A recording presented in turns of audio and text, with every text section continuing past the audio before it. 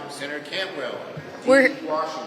We're here today to say it's time for the war on health care to stop. President Trump's cutting of NIH is causing great impacts to our health care system.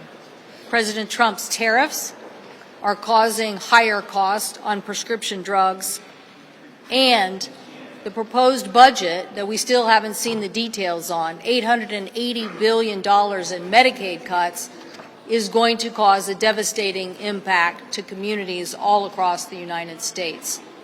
The fact that in my state, 5 to 7 hospitals could close as a result of that, and many other impacts on rural health care, has caused a group of citizens to send a letter to my House colleagues urging them to oppose cuts to Medicaid rates, any adjustment to the federal medical assistance program, or direct Medicaid payment programs. Who are these people? Some of them are hospital CEOs, but guess who else they are?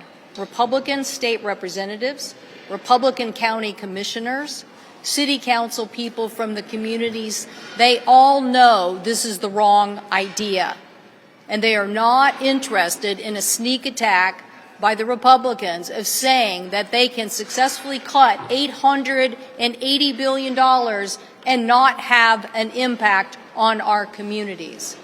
They are going to have an impact, as I said, on closing hospitals, kicking people off of Medicaid, as we've had a record expansion to hold down the cost of expensive insurance by covering them with Medicaid, and in addition, the impacts to long-term care.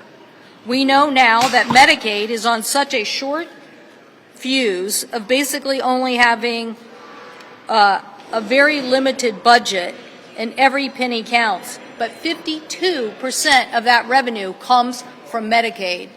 So if Medicaid is cut at any percentage, the impact to long-term care and kicking people off of their Medicaid for long-term care is going to have a devastating effect.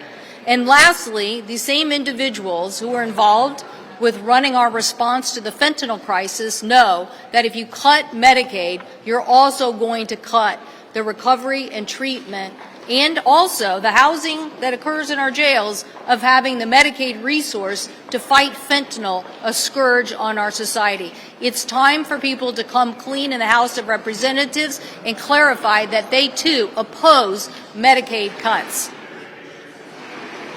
Thank you.